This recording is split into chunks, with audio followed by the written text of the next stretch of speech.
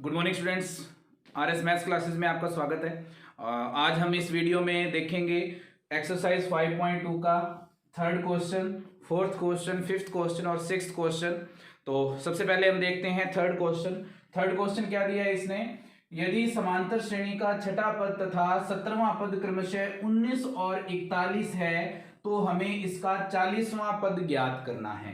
हमें पता है कि अगर हमें 40वां पद ज्ञात करना है तो 40वें पद के लिए हमारे पास जो सूत्र होता है वो क्या होता है, a40 बराबर a प्लस 39b।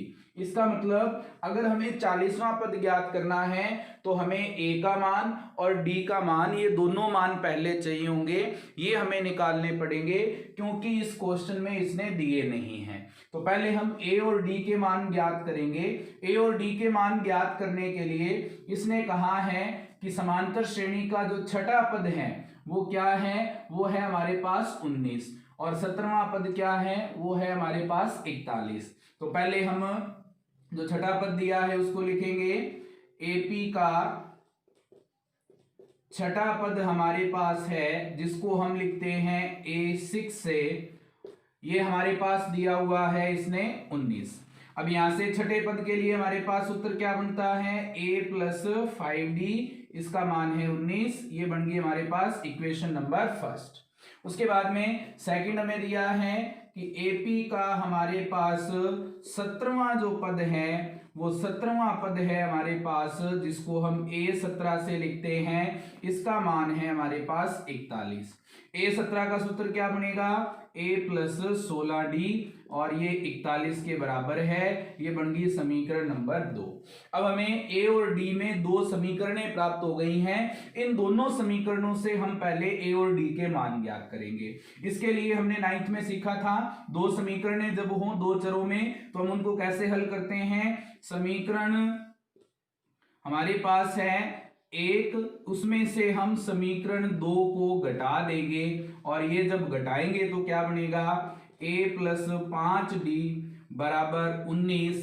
दूसरी समीकरण है a प्लस 16d बराबर है हमारे पास 41। हमें पता है कि जब हम माइनस करते हैं, घटाते हैं समीकरणों को, तो हमारे पास ये दूसरी समीकरण के निशान चेंज हो जाते हैं। तो ये प्लस का है ये माइनस का हो जाएगा, प्लस का है ये भी माइनस का हो जाएगा, ये प्लस का है ये भी हमारे पास माइनस में हो जाएगा।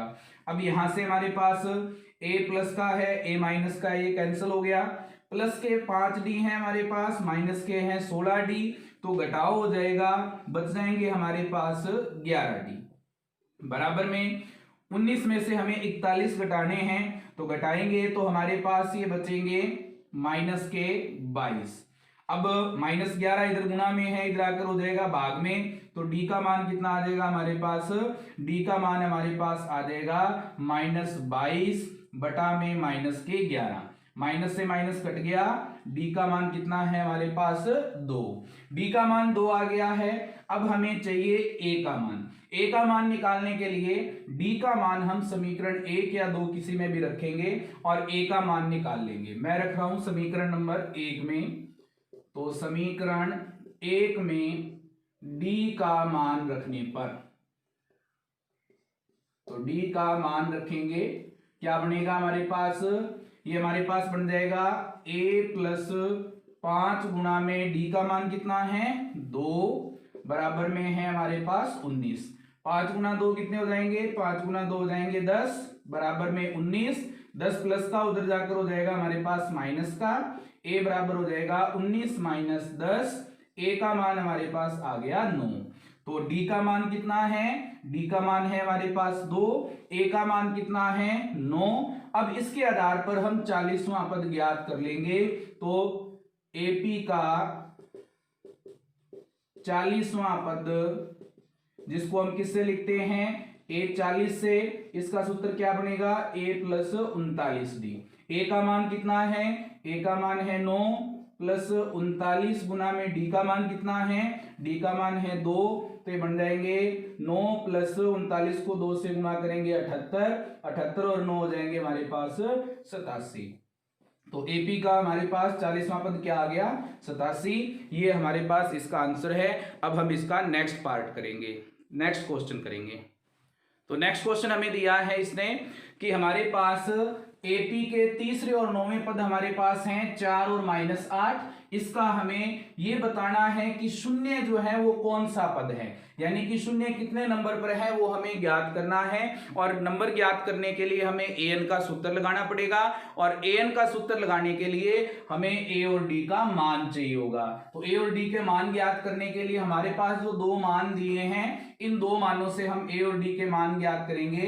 तो इसने कहा है तीसरा जो पद है वो है हमारे पास 4, तो AP का तीसरा पद हमारे पास है जिसे हम लिखते हैं A3 से, इसका मान है हमारे पास 4। A3 का सूत्र क्या होता है, a + 2d बराबर हमारे पास 4। ये बन गई समीकरण नंबर हमारे पास 1। उसके बाद में दूसरा हमें दिया है AP का नौवां पद जो है वो है हमारे पास -8, तो AP का नौवां पद हमारे पास है जिसको हम लिखते हैं A9 से, इसका मान है हमारे पास -8। A9 का सूत्र क्या होता है, a + 8d बराबर हमारे पास -8। ये बन गई समीकरण नंबर 2। तो समीकरण 1 में से 2 को माइनस कर देंगे a और d का मान ज्ञात करने के लिए। तो समीकरण 1 माइनस समीकरण 2 से क्या बन जाएगा हमारे पास, समीकरण 1 है a + 2d बराबर है हमारे पास 4। दूसरी समीकरण है a + 8d बराबर है हमारे पास -8। तो निशान बदलेंगे, प्लस का है माइनस का हो जाएगा, ये भी प्लस का है माइनस का हो जाएगा, ये माइनस का है ये प्लस का हो जाएगा। तो a से ये कैंसिल हो जाएगा, 2d प्लस के हैं माइनस के हैं 8d, तो ये बचेंगे माइनस के 6d बराबर में 4 प्लस के हैं 8 प्लस के हैं, ये दोनों जुड़कर कितने हो जाएंगे 12। -6 गुणा में है, इधर आकर क्या हो जाएगा भाग में, तो क्या आ जाएगा 12 बटा में -6। -6 से भाग देंगे इसको तो हमारे पास आएगा -2। तो हमारे पास d का मान कितना आ गया -2। अब हमें a का मान ज्ञात करना है। a के मान के लिए समीकरण 1 या 2 किसी में भी d का मान रखेंगे और a का मान ज्ञात कर लेंगे।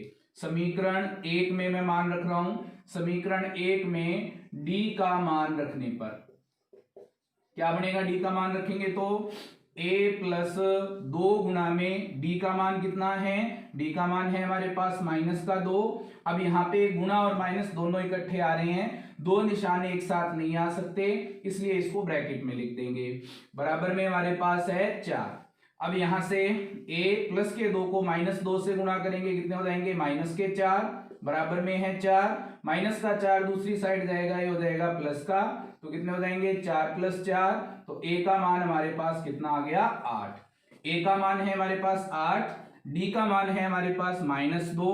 अब हमें ये ज्ञात करना है कि जो शून्य है वो इस श्रेणी में कितने नंबर पर है। तो वो मान लेंगे, माना शून्य इस श्रेणी में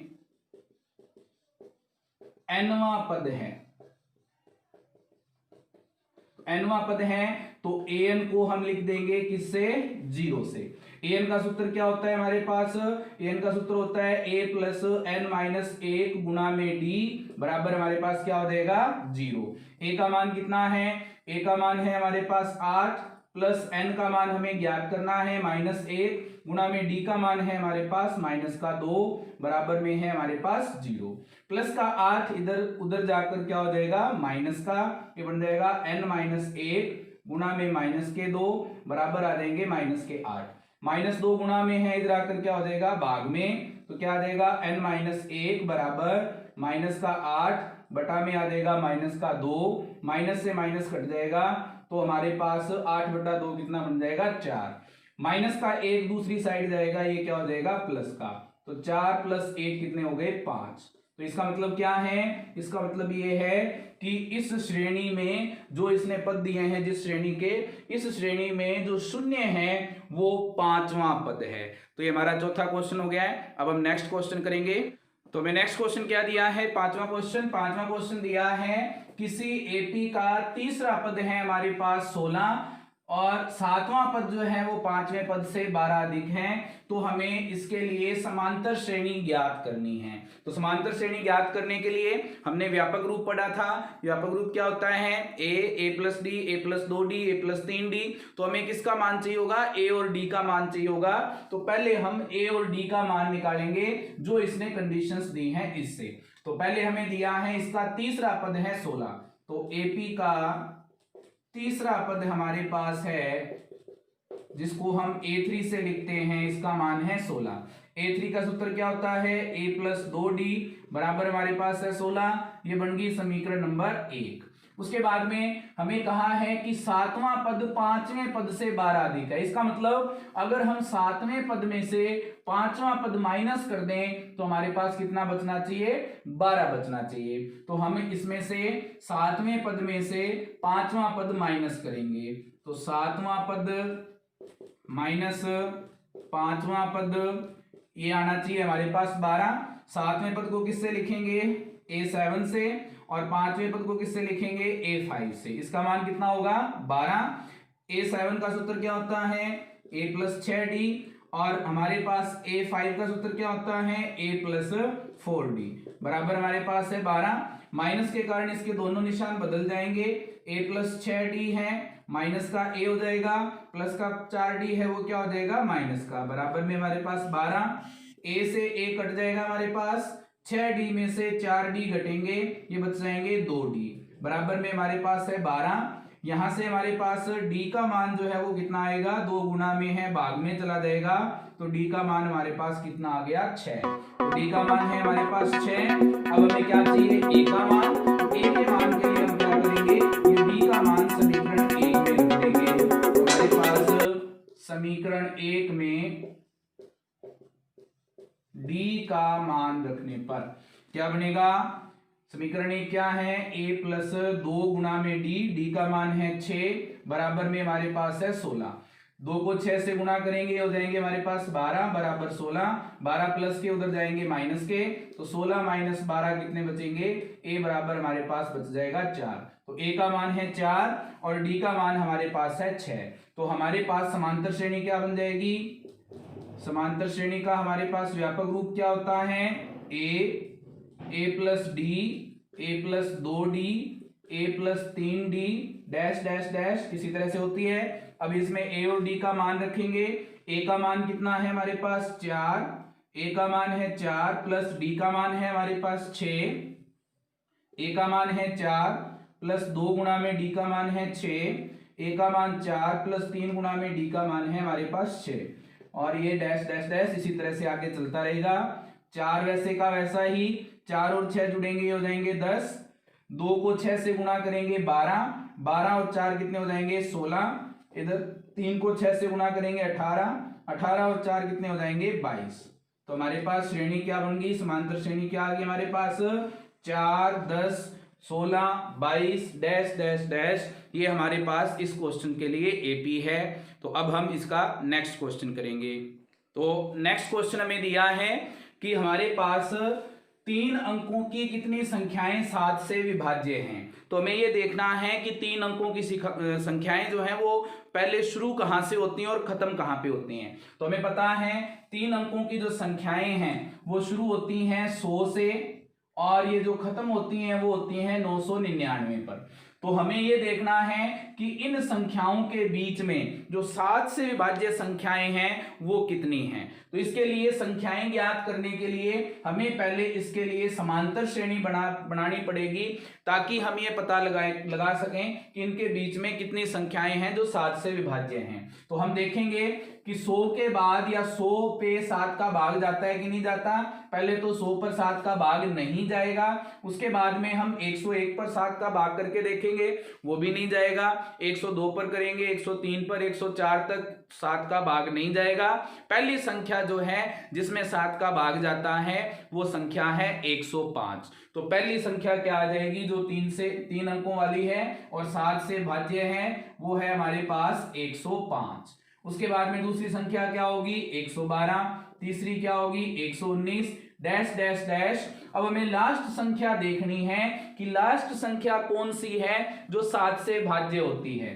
तो 999 में 7 का भाग नहीं जाएगा, 998 में नहीं जाएगा, ये पीछे अगर जाएंगे तो हमारे पास ये जो भाग जाएगा वो जाएगा 994 में। 995, 96, 97, 98 और 99, इनमें हमारे पास 7 का भाग नहीं जाएगा। तो हमारे पास ये एक श्रेणी बन गई है जो 7 से विभाज्य संख्याओं की है। तो लिख देंगे 3 अंकों की 7 से विभाज्य संख्याएं। तो ये हमारे पास 3 अंकों की संख्याएं आ गई हैं जो 7 से विभाज्य हैं। तो अब हमें ये बताना है कि इस श्रेणी में कितने पद हैं। तो पदों की संख्या बताने के लिए हमें अगर ये पता लग जाए कि ये जो लास्ट वाला पद है वो कितने नंबर पर है, तो हम बता सकते हैं कि इस श्रेणी में कितने पद हैं और उसके आधार पर हम बता देंगे कि 7 से विभाज्य संख्याएं कितनी हैं। क्योंकि हमें पता है कि एक लाइन में अगर कुछ बच्चे बैठे हैं और लास्ट में हमें पता लग जाए कि लास्ट वाला जो बच्चा है वो 50वें नंबर पर है, तो हमें पता लग जाएगा लाइन में कितने बच्चे हैं। तो लाइन में कितने बच्चे होंगे? 50 बच्चे। उसी तरह से हमें क्या करना है, इसका नंबर ज्ञात करना है कि ये कितने नंबर पर है। तो इसके लिए लास्ट वाला जो पद है उसको हम मान लेंगे an। तो an का मान कितना हो जाएगा? 994। n का मान हमें ज्ञात करना है क्योंकि इसका नंबर हमें ज्ञात करना है। इसके लिए a का मान हमारे पास है 105, d का मान हमारे पास हो जाएगा a2 माइनस a1। तो हमारे पास a2 का मान कितना है? a2 का मान है हमारे पास 112 और a1 का मान कितना है? 105, घटेंगे ये बच जाएंगे 7। तो हमारे पास an के लिए हमारे पास सारे मान आ गए जिसमें हमें n का मान ज्ञात करना है। तो an वाला सूत्र लगाएंगे, an बराबर a प्लस n माइनस 1 गुणा में हमारे पास है d। तो an का मान कितना है? 994 बराबर a का मान है 105 प्लस n माइनस 1 गुणा में d का मान है हमारे पास 7। तो 105 प्लस का इधर आकर क्या हो जाएगा? माइनस का।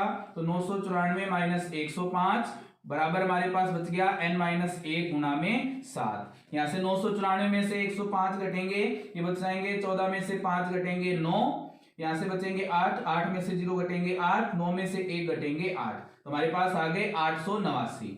अब यहां से हमें बराबर में दिया हुआ है n माइनस 1 गुणा में हमारे पास है 7। ये 7 गुणा में है, इधर आकर हो जाएगा हमारे पास भाग में, तो बन जाएगा 889 बटा में 7 बराबर n माइनस 1। 7 का भाग देंगे, 7 एकम 7, 1 बचेगा 18 हो जाएंगे, 7 दूनी 14, 4 बचेंगे हमारे पास 49 हो जाएंगे, 7 7 49 बराबर आ जाएगा n माइनस 1। माइनस का 1 इधर आकर क्या हो जाएगा? प्लस का। तो 127 प्लस 1 बराबर हमारे पास n है। तो n का मान हमारे पास कितना आ गया? 128। इसका मतलब क्या है? इस श्रेणी में 994 जो है वो 128वें नंबर पर है और इस श्रेणी में कुल पद कितने हैं? 128 हैं। तो लिख देंगे अतः 3 अंकों की 7 से विभाज्य संख्याएं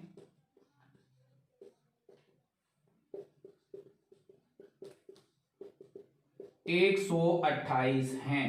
तो हमारा ये जो छठा प्रश्न है वो कंप्लीट हो गया है। इसी के साथ हम इस वीडियो को यहीं पर खत्म करेंगे। इसके लिए आगे जो क्वेश्चन बच गए हैं उसके लिए आपको इस वीडियो को लाइक करना है, शेयर करना है, कमेंट करना है, चैनल को सब्सक्राइब करना है। Thank you students.